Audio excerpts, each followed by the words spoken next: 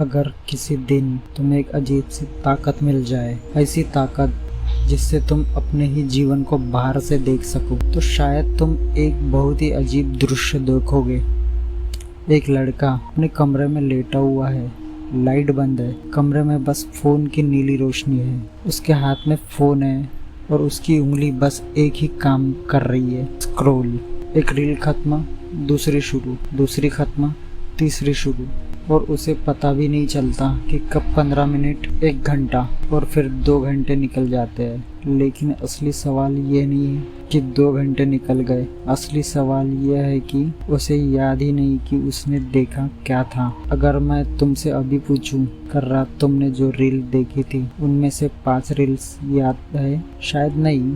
और यही इस पूरी कहानी का सबसे खतरनाक हिस्सा है। असली समस्या समय की नहीं है। बहुत लोग सोचते हैं कि रील सिर्फ टाइम वेस्ट करती है, लेकिन सच्चाई इससे कहीं ज्यादा गहरी है। रील सिर्फ तुम्हारा समय नहीं चुराती है, रील्स तुम्हारे दिमाग को बदल देती है। तुम्हारा दिमाग एक केमिकल पर चलता है, उसका नाम है डोपामिन। डोपामिन को अक्सर लोग हैप्पीनेस हार्मोन कहते हैं, लेकिन सच में डोपामिन खुशी का हार्मोन नहीं है। डोपामिन असल में मोटिवेशन का हार्मोन है। जब भी तुम्हें लगता है कि कोई अच्छी चीज मिलने वाली है, तब तुम्हारा दिमाग डोपामिन रिलीज करता है। इसी वजह से तुम मेहनत करते हो, नई चीजें सीखते हो, अपने सपनों के पीछे भागते हो। डोपामिन ही वो चीज है जिसकी वजह से इंसान आगे बढ़ता है। लेकिन यहीं पर एक बड़ी समस्या शुरू होती है। रील्स ने दिमाग को हैक कर लिया है। तुमने कभी ध्यान दिया है रील्स की सबसे बड़ी खासियत क्या है? तुम्हें कभी पता नहीं होता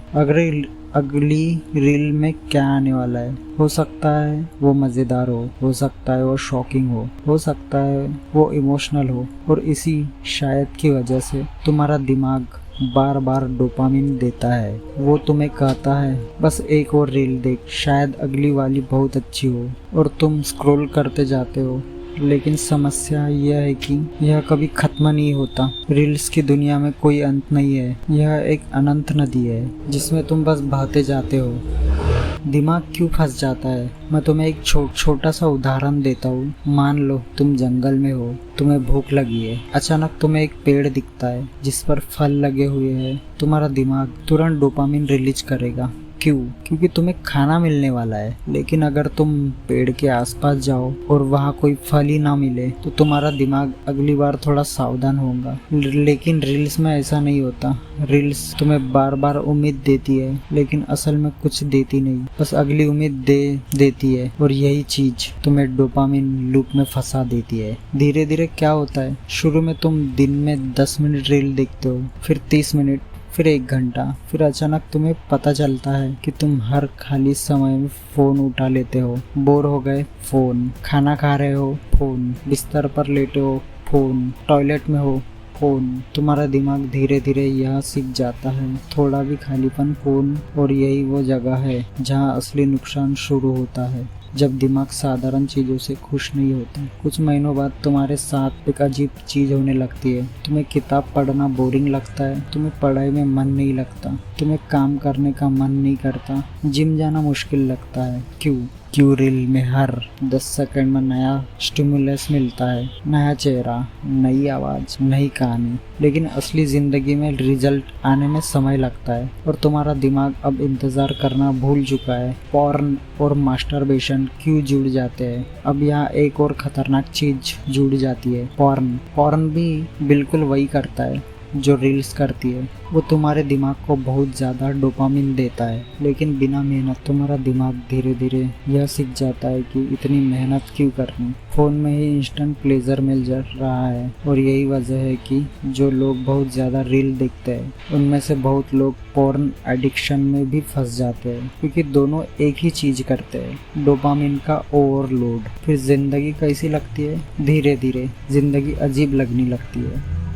तुम पूरे दिन फोन चलाते हो, लेकिन फिर भी बोर होते हो। तुम्हारे पास समय भी है, लेकिन ऊर्जा नहीं। तुम्हारे पास सपने भी है, लेकिन मोटिवेशन नहीं। और यही हालत आजकल बहुत लोगों की हो चुकी है। इसे आजकल एक नाम दिया गया है, ब्रेन रोट मतलब दिमाग थका हुआ भी है और खाली भी है। असली खुशी क्या होती है? अब यहाँ एक बहुत जरूरी बात समझो। दिमाग को खुशी चाहिए, लेकिन खुशी दो तरह की होती है। पहली सस्ती खुशी, reels, porn, random scrolling, junk food. दूसरी कमाई हुई खुशी, वर्कआउट, सीखना, कुछ बनना, कुछ बनाना, कुछ हासिल करना। पहली वाली खुशी तुरंत मिलती है, लेकिन जल्दी खत्म भी हो जाती है। दूसरी वाली खुशी देर से मिलती है, लेकिन उसका असर बहुत गहरा होता है। बाहर निकलने का रास्ता। अगर तुम सच में इस लूप से बाहर निकलना चाहते हो तो पहला कदम बहुत सिंपल है। अपने शरीर को काम दो। जाओ बाहर, दौड़ो, जिम जाओ, हेवी वर्कआउट करो, क्योंकि जब शरीर मेहनत करता है तब दिमाग को असली डोपामिन मिलता है और धीरे धीरे फोन की पकड़ कमजोर होने लगती है। दूसरा कदम, अपने दिमाग को गहराई दो। रील्स तुम्हें सिर्फ टुकड़ों में नॉलेज देती है यार, लेकिन असली समझ गहराई से आती है। बुक्स में, लॉन्ग्स वीडियो में, लेक्चर से। जब तुम किसी चीज को गहराई से समझते हो तो तुम्हारा दिमाग स्थिर हो जाता है। आखिरी बात याद रखना, डोपामिन दुश्मन नहीं है। डोपामिन वही चीज है जो तुम्हें सपने पूरे करने की ताकत देती है। लेकिन फर्क सिर्फ इतना है, अगर तुम डोपामिन चुराते हो तो तुम्हें बेचैनी मिलती है, अगर तुम डोपामिन कमाते हो तो तुम्हें संतोष मिलता है। अब फैसला तुम्हारा है, तुम फोन के पीछे भागो या अपनी जिंदगी के पीछे। वीडियो अच्छी लगी हो तो लाइक करना, चैनल को सब्सक्राइब करना।